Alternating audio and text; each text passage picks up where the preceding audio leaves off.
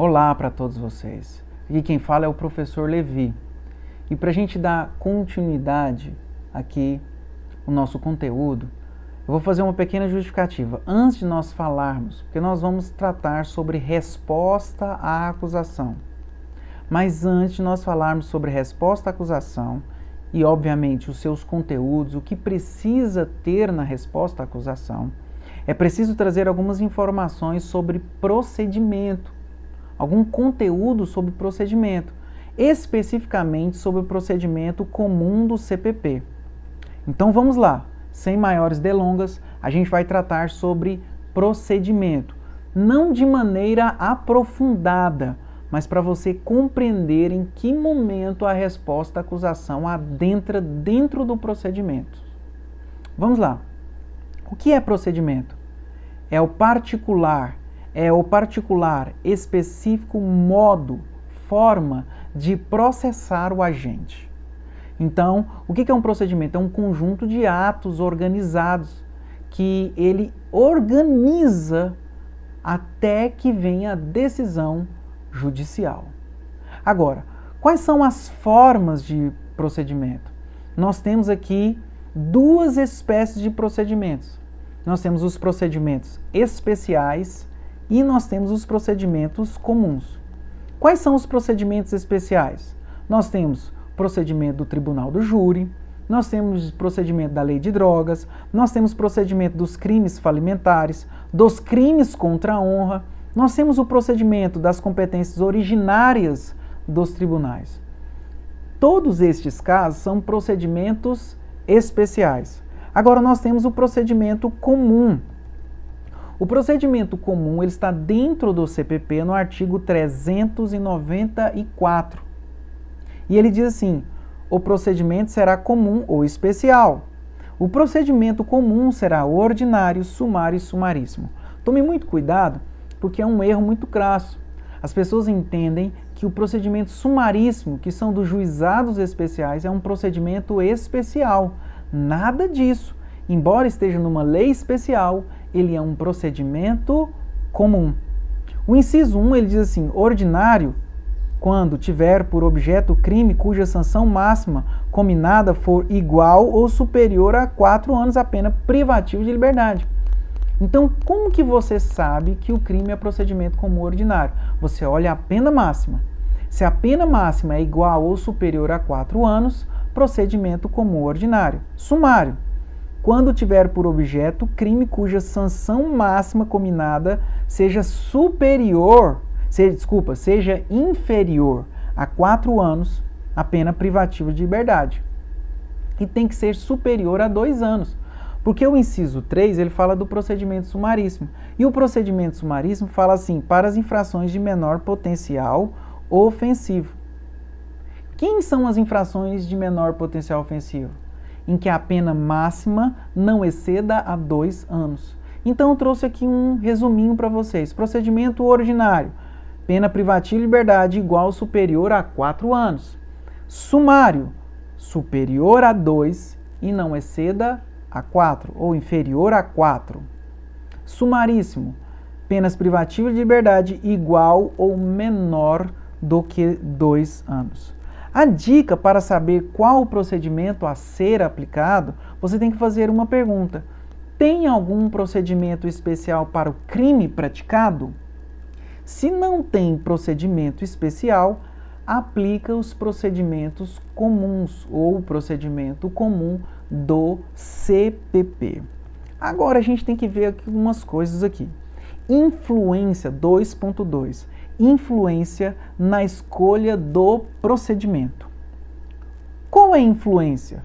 Influência do concurso de crimes material, formal, crime continuado, causa de aumento, diminuição de pena, circunstâncias agravantes e atenuantes. Vamos aqui para a letra A. Um crime isolado. Você olha a pena máxima.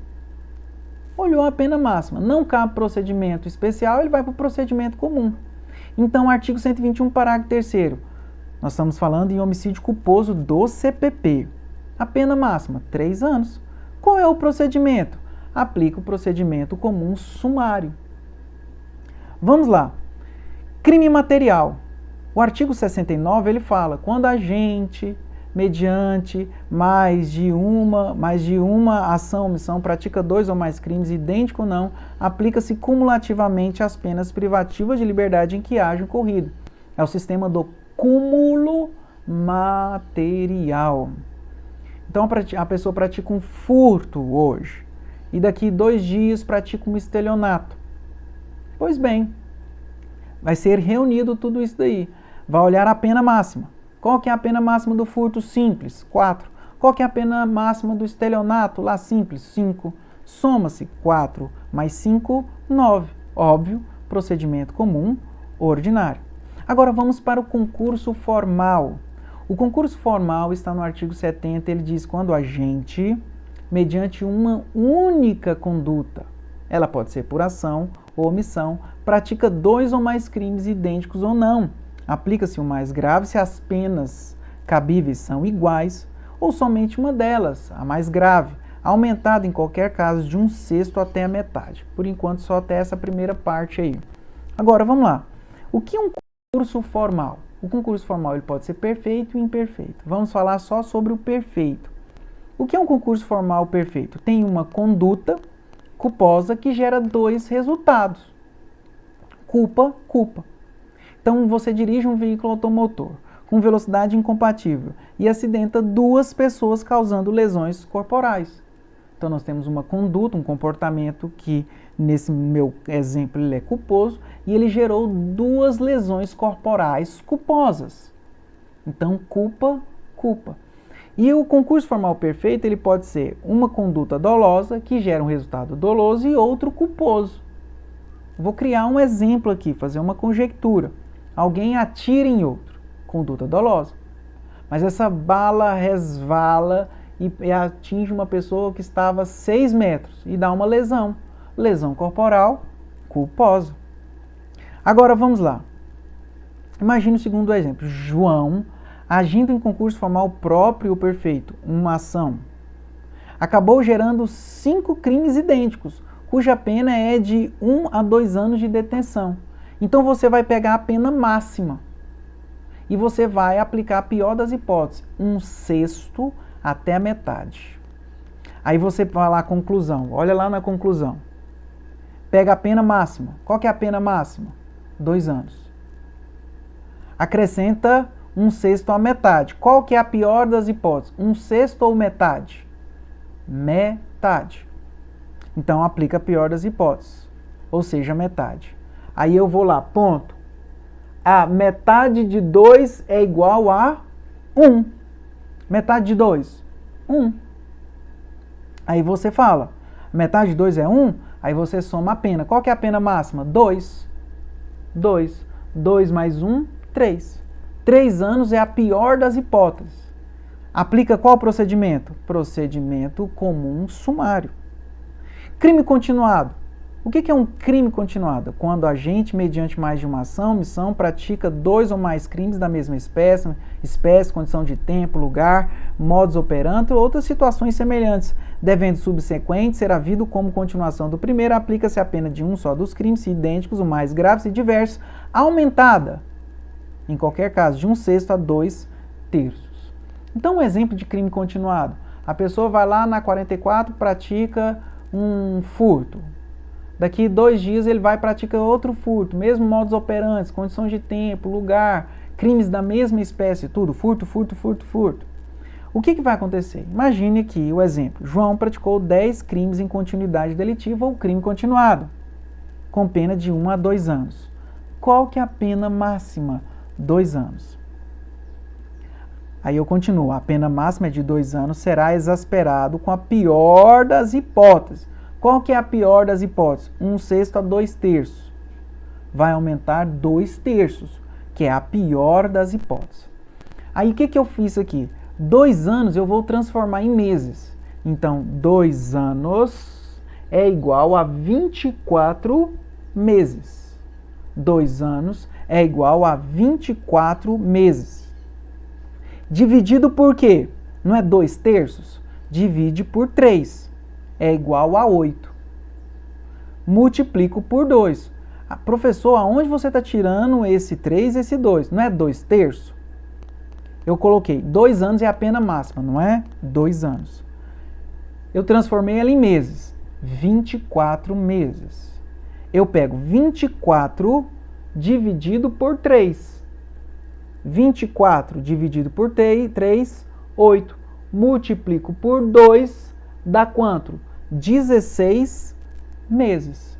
Agora eu vou somar 24 meses mais 16 meses. Quantos meses dão? 40 meses. Agora eu volto de novo, que é muito mais fácil trabalhar dessa forma. Agora eu volto de novo em anos. Então vai ser 3 anos e 4 meses. 3 anos e 4 meses é a pena máxima. Eu vou aplicar qual procedimento? Comum sumário. Causa de diminuição de pena. Vamos pensar numa tentativa. João praticou o crime X, com pena de 1 a 3 anos. Qual que é a pena máxima? 3 anos. Na forma tentada. Então, a forma tentada vai diminuir de 1/3 a 2/3. Quando é que vai diminuir menos? A gente vai aplicar a pior das hipóteses. 1/3. 1/3. Então, eu pego aqui 3 anos. Qual que é a pena máxima? 3 anos. Vou transformá-la em meses. 3 anos é igual a 36 meses. Menos 1/3. Aí o que a gente vai fazer aqui, ó? 36 meses dividido por 3, não é 1/3 dividido por 3. É igual a 12 vezes. 12 vezes 1 é igual a 12 meses. Assim aí eu vou pegar 36 meses, não é a pena máxima? 3 anos igual a 36 meses. 36 meses menos 12 é igual a 24 meses. 24 meses é igual a 2 anos. Aplica o procedimento comum sumaríssimo, da mesma forma. E as circunstâncias agravantes e atenuantes? Essas não fazem diferenças. Por quê? Porque tanto o artigo 61, que fala sobre agravantes, o artigo 62, o artigo 65 e 66, que fala sobre as atenuantes, elas não trazem quantum. O valor desta forma não faz qualquer diferença. Vamos falar do procedimento comum ordinário. O procedimento comum ordinário ele inicia com o oferecimento da denúncia ou chamada queixa-crime. O oferecimento é uma conduta provocadora, pois quem dá o início da ação efetivamente se dá com o recebimento. O que deve ter na denúncia ou a queixa? A denúncia e a queixa conterá, o artigo 41 diz, conterá a exposição do fato criminoso com todas as suas circunstâncias, qualificação do acusado, esclarecimento, pelos quais se possa identificar a classificação do crime, quando necessário, e o rol de testemunhas. Ao retornar à inicial, o juiz pode fazer duas coisas. Então, a denúncia. Volta a denúncia para o juiz. Volta para o juiz. O juiz pode rejeitar a peça acusatória liminarmente por falta de condições da ação, possibilidade, legitimidade, interesse ou injusta causa. Não tem o mínimo de elementos informativos que se trata de um crime, que nós chamamos lastro probatório mínimo. Ou, para a gente dar seguimento, recebe a acusação. Quando recebe, automaticamente o réu ele é citado para apresentar a resposta à acusação no prazo de 10 dias. Diz o artigo 396, nos procedimentos ordinário e sumário. Oferecida a denúncia ou a queixa, o juiz, se não a rejeitar liminarmente, recebê-la-á e ordenará a citação do acusado para responder à acusação por escrito. Então a gente chama de resposta à acusação por escrito, no prazo de 10 dias. Ao receber a inicial, você tem que entender que interrompe o prazo prescricional conforme o artigo 117, inciso 1. Citado o réu, a resposta à acusação é absolutamente imprescindível.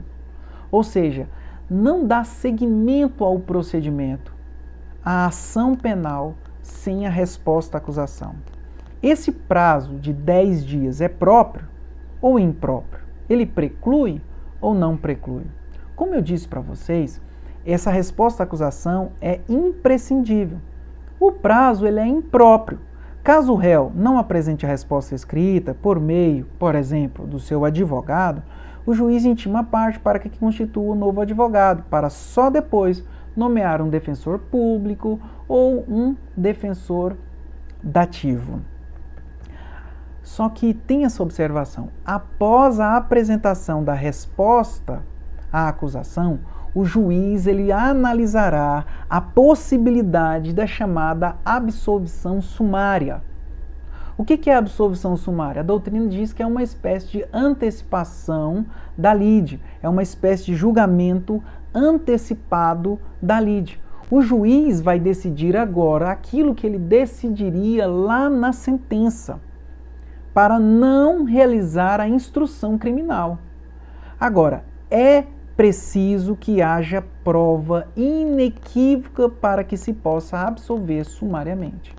Porque se o juiz ele tiver dúvida sobre as provas, ou sobre os fatos, argumentos trazidos, ele vai mandar para a sentença, vai mandar a instrução e para a sentença. Agora, se ele tem juízo de certeza que ele não praticou o crime por estes motivos, ele vai absolvê-lo sumariamente.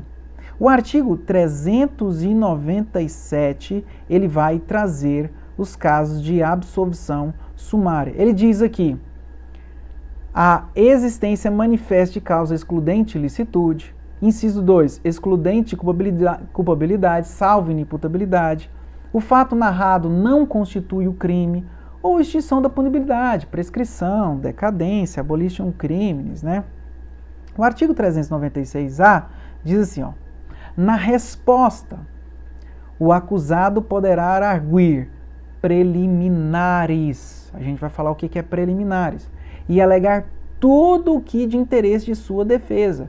Aqui é adentrar ao mérito, oferecer documentos, justificações, especificar provas pretendidas e arrolar testemunhas, qualificando-os e requerendo sua intimação quando necessário. Então, a absolvição sumária tem no procedimento como ordinário e no sumário, mas não tem no sumaríssimo. Cuidado, não tem no sumaríssimo. Caso o acusado alegue preliminares ou apresente documentos, o juiz considerará vistas ao MP para ele se manifestar. Você vai ver o que são essas preliminares. Vamos falar sobre essa absolvição sumária. Por quê? Porque ela tem tudo a ver com a resposta à acusação. Vamos lá. Quais são os casos de absolvição sumária? Manifesta causa de excludente ilicitude. Quais são as excludentes ilicitudes? Vejam vocês que é o segundo substrato do crime. O que exclui? São as discriminantes: estado de necessidade, legítima defesa, estrito exercício e estrito cumprimento de um dever legal. O juiz só absolve sumariamente se tiver plena certeza. Não se esqueçam disso. 2. Manifesta excludente de culpabilidade, inimputabilidade, potencial inexigibilidade de conduta diversa, exceto a inimputabilidade por doença mental. Porque o doente mental vai ser aplicado medida de segurança para ele. Lembre vocês que o doente mental, o juiz não condena, ele absolve, porque falta um dos elementos do crime, que, ou seja, ele é inimputável. Por isso que o artigo 386, parágrafo único, ele fala assim: o juiz absolverá o réu, o caput, o juiz absolverá o réu, mencionando a causa na parte dispositiva, desde que reconheça. Aí ele tem alguns casos aqui. Aí ele fala, parágrafo único, na sentença absolutória, o juiz, inciso 3, aplicará medida de segurança. Então, na medida de segurança, o juiz não condena, o juiz absolve o réu. Mas só que nós não temos uma espécie de sanção, não é pena, mas é sanção penal, chamada medida de segurança. O fato, evidentemente, não constitui crime. Então, nós falamos lá, excludente ilicitude, culpabilidade. O fato não é crime. Pessoa presa em flagrante, o MP oferece denúncia por porte ilegal de arma e depois não consegue saber nada desta arma, não consegue demonstrar a potencialidade lesiva dela e etc e tal. Fato atípico. Outro exemplo, o acusado apresenta documento na resposta escrita que ainda não havia sido no inquérito policial, demonstrando a boa-fé no crime de estelionato.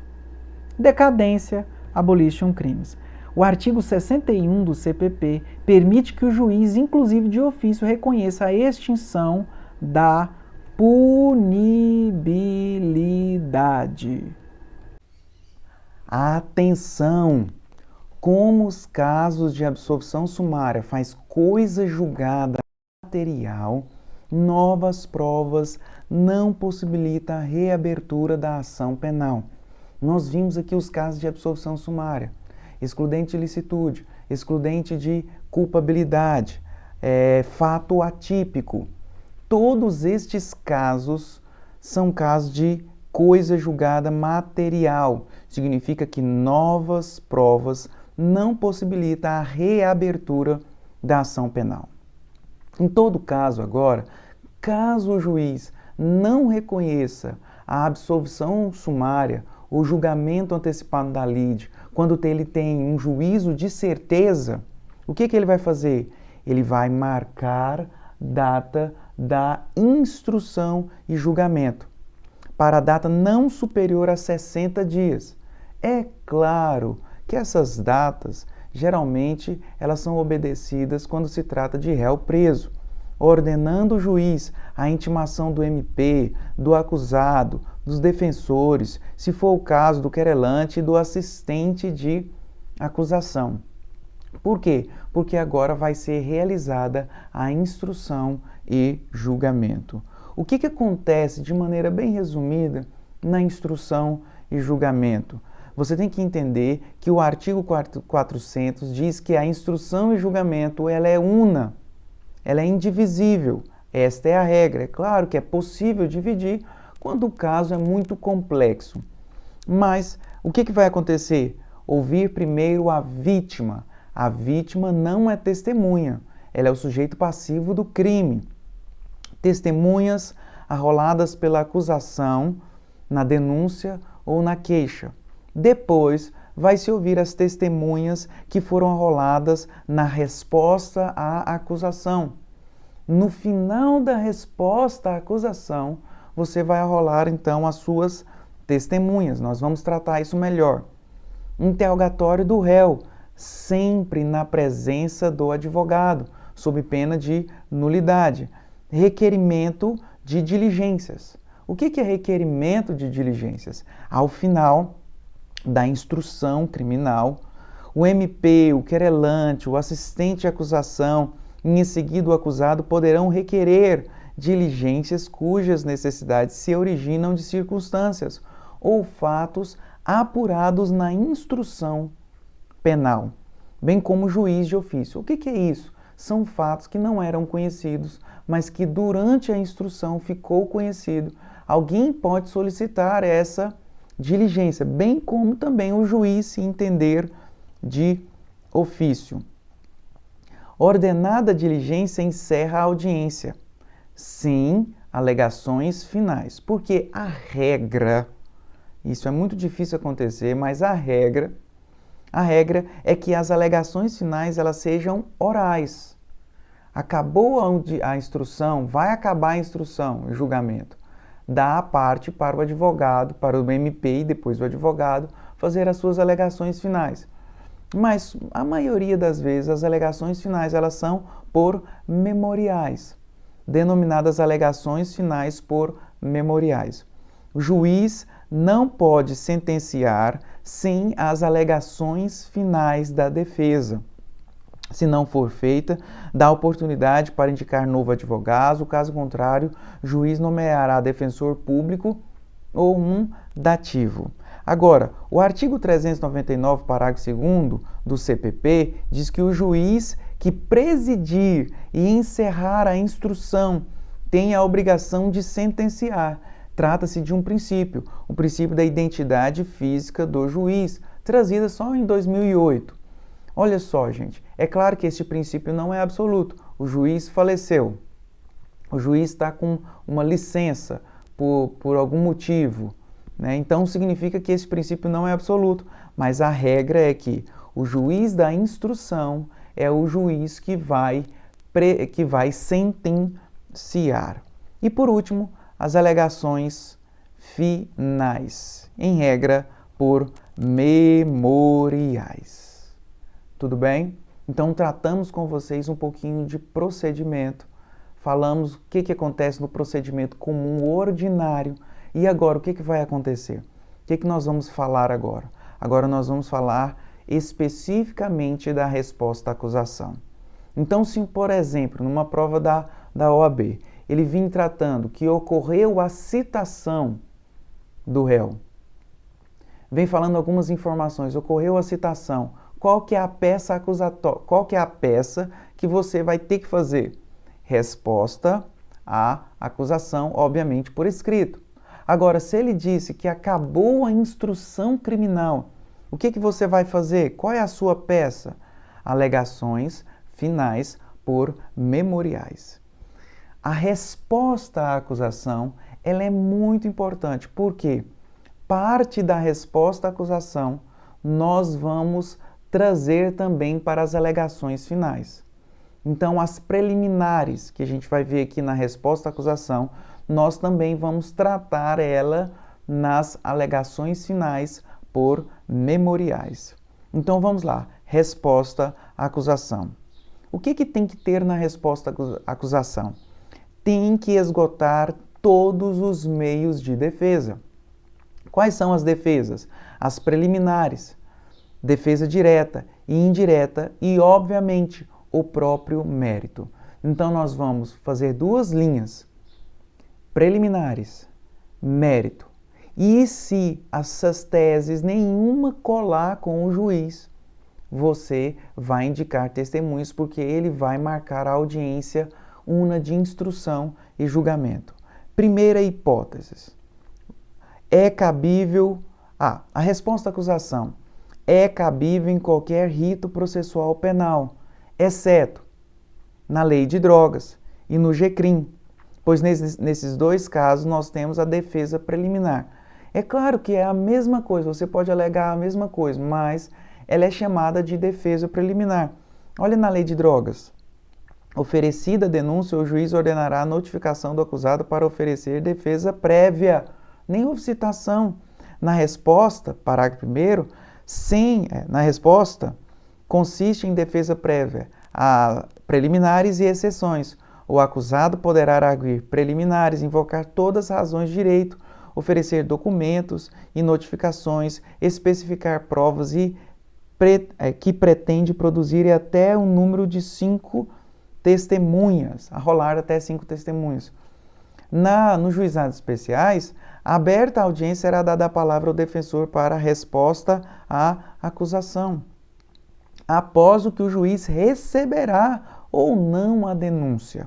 Vejam vocês que nesses dois casos aqui a gente não fala resposta à acusação, mas defesa preliminar. O funcionário público, por exemplo, ele tem defesa preliminar e também resposta à acusação. Então, todas as vezes que o funcionário público ele praticar um crime, ele tem direito a 2 grandes defesas. Diz o artigo 514, nos crimes afiançáveis, quando a denúncia ou queixa em devida forma, o juiz mandará autuar e ordenará a notificação do acusado para responder por escrito dentro do prazo de 15 dias. Nós estamos falando em defesa preliminar. Qual o momento da resposta à acusação? Eu já disse isso aqui para vocês. Ele ocorre após o recebimento da denúncia ou da queixa pelo juiz, especificamente após a citação e antes da audiência de instrução. A resposta à acusação é a primeira defesa por escrito do réu. Cuidado, se já teve a audiência, não será resposta à acusação, mas alegações finais por memoriais. Ponto 3. Fundamentos jurídicos. Qual é o seu fundamento jurídico da resposta à acusação? Em qualquer rito, exceção ao júri, o artigo é 396 e 396-A do CPP. Qual é o prazo? 10 dias após a citação. Rito especial do júri dentro do prazo de 10 dias, mas o artigo aqui é 406. 406. Vamos lá, vamos fazer aqui um desenvolvimento do direito. É importante colocar teses preliminares, bem como as teses de mérito. Na resposta à acusação, o réu poderá alegar tudo em sua defesa, bem como juntar documentos, requerer diligências e, obviamente, arrolar testemunhas. A resposta à acusação, o réu tem 2 tipos de teses. Primeiro lugar, teses preliminares. O que são as teses preliminares? Nós vamos falar de cada uma delas, as exceções e as questões prejudiciais. Exceções e questões prejudiciais. Em segundo lugar, ele vai atacar o mérito, qual seja, manifesta matérias relacionadas à absolvição sumária. Por isso que a gente viu a absolvição sumária. Então você vai atacar 2 vertentes preliminares e você também vai atingir o mérito. Por quê? Logo após você entregar a sua resposta à acusação, o juiz ele vai ver a possibilidade, se você alegou, de absolvição sumária, obviamente adentrando ao mérito da questão. Se as teses de mérito forem acatadas, prejudicam a análise de mérito ou dilatam a ação penal, por isso devem ser alegadas em primeiro lugar. Então, preliminares, você ataca. Claro, se não tiver, você não tem jeito. Mas se tem preliminares, você tem que atacar com preliminares. Porque se o juiz reconhecer uma preliminar, às vezes o processo pode até eventualmente extinguir, ou então ele dilata o processo. Agora, você também vai atacar outra linha, que é o mérito. Por quê? Porque com o mérito você vai conseguir a absolvição sumária. Então eu gosto de colocar essa dica aqui de vermelho para vocês. Numa prova da OAB ou na vida prática, sempre trabalhamos com o princípio da eventualidade. Às vezes você tem uma tese preliminar e você acha que o juiz vai reconhecer ela, mas você tem que sempre atuar de maneira preventiva, de maneira eventual, aplicando o princípio da eventualidade. Independentemente de acreditarmos na viabilidade das nossas teses, deveremos alegar todas as teses possíveis e especialmente as de mérito. É possível uma resposta à acusação sem preliminar, mas é muito difícil uma prova, né, ou na sua vida prática, você deixar de atingir o mérito. Vamos lá então. Vamos agora falar a primeira vertente, que são as preliminares. Preliminares são aquelas questões que prejudicam a análise de mérito. Preliminares são questões que prejudicam a análise de mérito. Alegam em primeiro lugar, pois se acolhida o mérito não vai ser julgado ou pode gerar dilação do rito, do procedimento processual. E depois as questões de mérito que vai buscar a absolvição sumária. Pode requerer diligências, tá bom? Vamos lá, teses preliminares. Todas as preliminares podem ser usadas não somente na resposta à acusação, mas para demais peças, especificamente as alegações finais por memoriais. Primeira tese preliminar são as exceções processuais. Primeira tese preliminar são as exceções processuais. Elas estão no artigo 95 do Código Penal Brasileiro. As exceções processuais são a suspeição, incompetência, ilegitimidade de parte, litispendência e coisa julgada. Estas são atuadas em apartados, ou seja, nós fazemos o mérito, mas as exceções ela é feita em outro autos apartados. Então você vai entregar uma exceção de suspeição do juiz. Você faz em autos apartados. você vai entregar uma incompetência do juízo, autos apartados. Você vai alegar legitimidade de parte, litispendência e coisa julgada, autos apartados. Você tem as suas alegações finais, que adentrou o mérito, e se você tem uma exceção processual, autos apartados. Eu coloquei aqui. Agora, é importante, muito importante aqui, tudo aquilo que você alegar na preliminar, lá no seu pedido você tem que fazer o seu pedido. Então você alegou a suspeição, você vai pedir nulidade. Você alegou incompetência, você vai pedir nulidade. Tudo tem que ter relação. Se você alegou incompetência do juízo, você vai pedir nulidade. Se você alegou aqui na letra C, litispendência, pede extinção do processo. Por quê? O que é litispendência? Nós temos dois processos. Um processo tem que ser extinto. Ilegitimidade de parte, pede nulidade. Às vezes um homônimo é idêntico. É coisa julgada. O que é coisa julgada? Já existe um processo julgado. Você pede extinção desse processo, porque já tem outro processo que já foi julgado. Eu fiz aqui para vocês uma forma de você aprender aqui estas exceções. É a palavra silique. O que é silique? Vamos lá. Silique. Então, silique. Silique, suspeição, ilegitimidade de parte. O L é litispendência. O I aqui, ilegitimidade. Aí eu coloquei duas vezes aqui, legitimidade de parte e coisa julgada. A primeira é incompetência. Vamos arrumar aqui ao vivo e a cores. Incompetência. Incompetência. Então, esse silique, incompetência. Então, esse silique seria, então, as exceções. Tome muito cuidado. Qual é o cuidado? O cuidado é que você tem que fazer o pedido lá nos pedidos. Então, você alegou litispendência, você vai pedir a extinção do processo. Vamos lá. Segunda tese preliminar. Nulidades. Aonde estão as nulidades? Estão no artigo 564. A nulidade ocorrerá nos seguintes casos: por incompetência, ilegitimidade de parte, inclusive a gente já colocou ali, né? Por falta de formas ou de termos seguintes. Então, por exemplo, a denúncia ou a queixa é inepta, ela não narra com precisão o fato delituoso.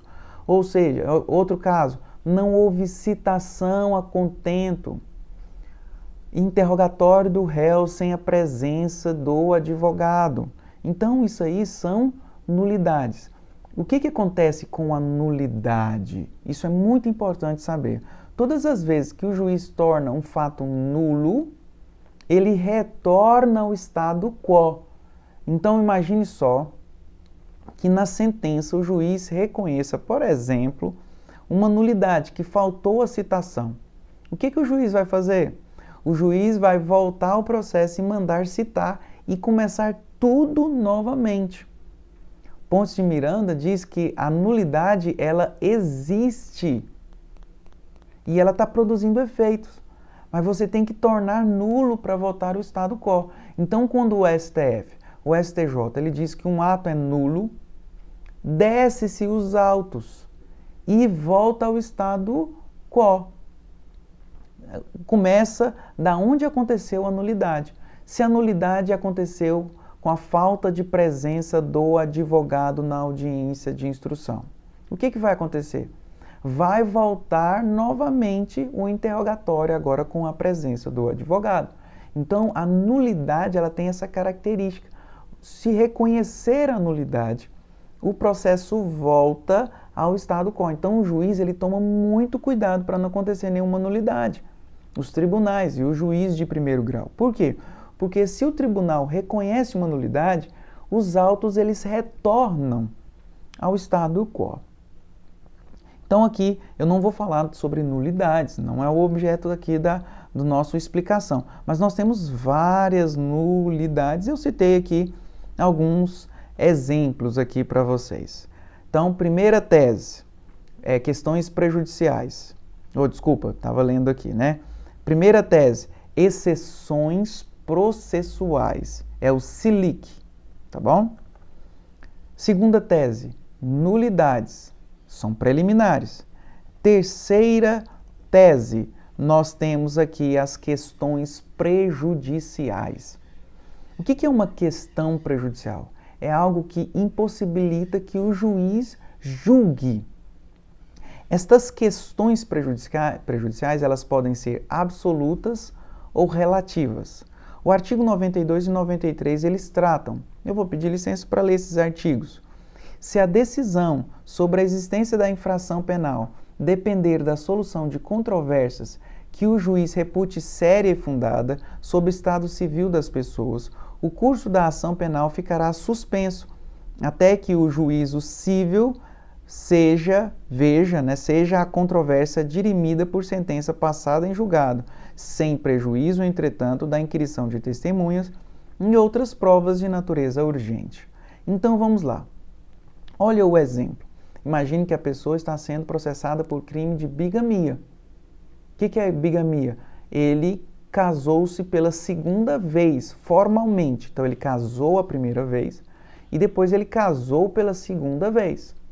Então ele está sendo processado.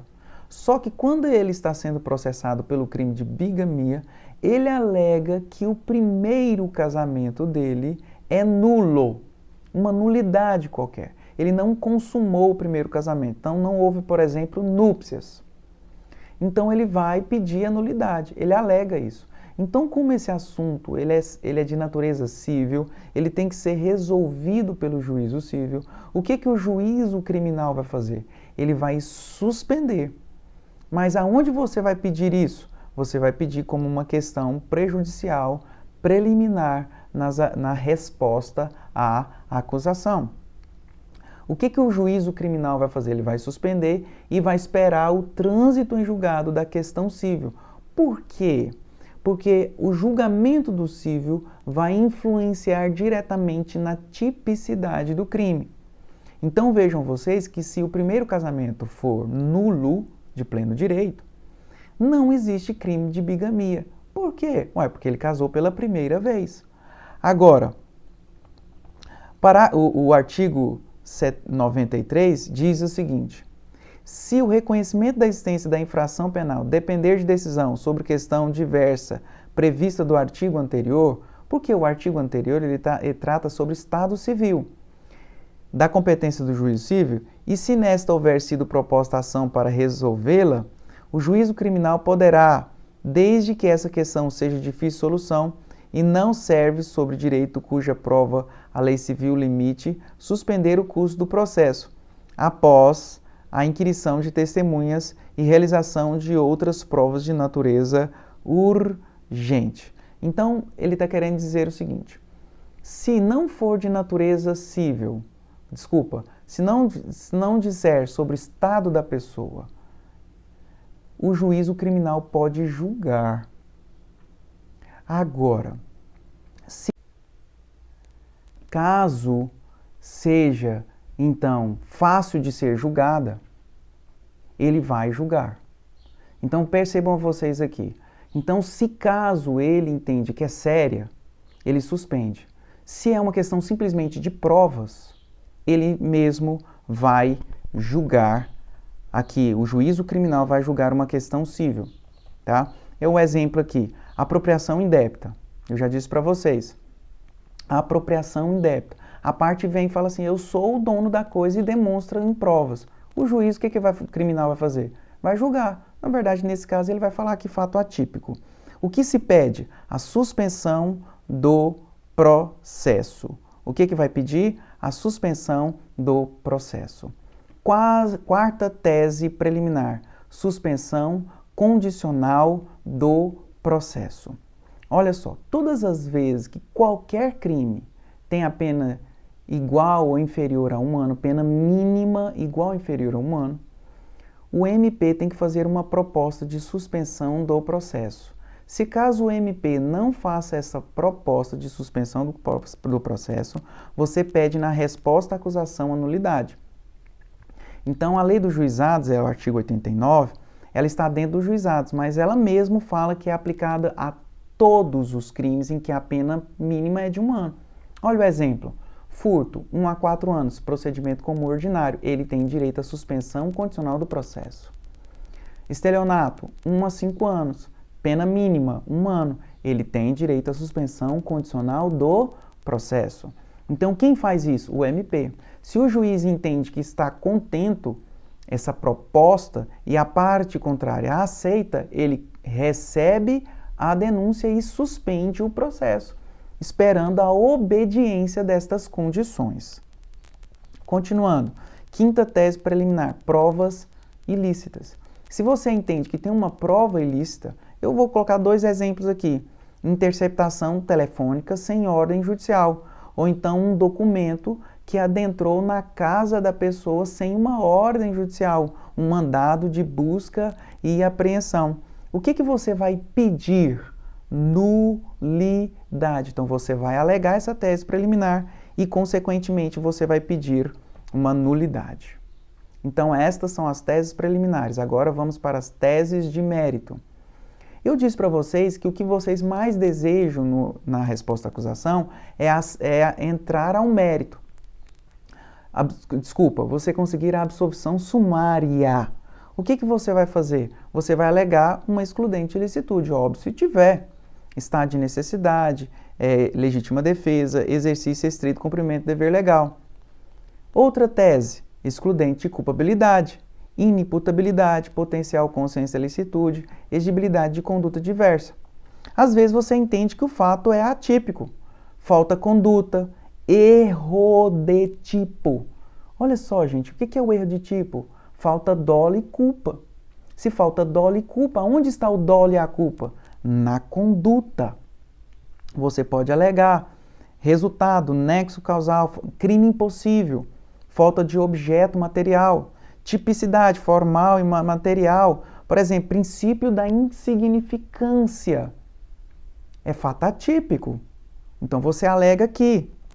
Quarto, causas extintivas da punibilidade. Prescrição, decadência, percepção, abolition crimes. E eu já disse para vocês que o artigo 61 diz que o juiz pode até mesmo de ofício, mas você vai alegar. E os pedidos? Qual que é a dica? Tudo que tiver no direito deve estar no pedido. Se eu alego, por exemplo, uma preliminar, deve estar no pedido. Caso adentre algum mérito na absolvição sumária, pede-se a absolvição sumária. Tudo que estiver no direito deverá ser reproduzido no pedido, de preferência na mesma ordem. Vamos fazer a peça organizada. O pedido principal da resposta à acusação e a absolvição sumária do artigo 397. A resposta à acusação tem pedido subsidiário? Sim. Você alega preliminares, você alega questões de mérito. Se você entende que não tem a possibilidade do juiz não reconhecer nada disso, o que você faz ao final? Você faz o seu pedido. Depois você arrola as suas testemunhas. Assim, após todos os pedidos, você tem que arrolar as testemunhas. Por quê? Sob pena de preclusão, você tem que arrolar as testemunhas agora, neste momento. Porque senão você vai ficar desesperado pedindo ao juiz para ele ouvir como testemunha sua. Pedidos, caso subsidiário. Então você termina assim: caso Vossa Excelência entenda por bem não resolver sumariamente o réu, absolver sumariamente o réu, ficará comprovado no decorrer do processo a sua inocência, requerendo a oitiva das testemunhas abaixo arrolado. Você indica as testemunhas, telefone, endereço, a testemunha reserva, se caso não encontrar. Você pode fazer tudo aqui na resposta à acusação. Então vejam vocês que nós terminamos aqui todo o conteúdo de resposta, procedimento e resposta à acusação. Na próxima aula nós vamos falar sobre a resposta à acusação efetivamente.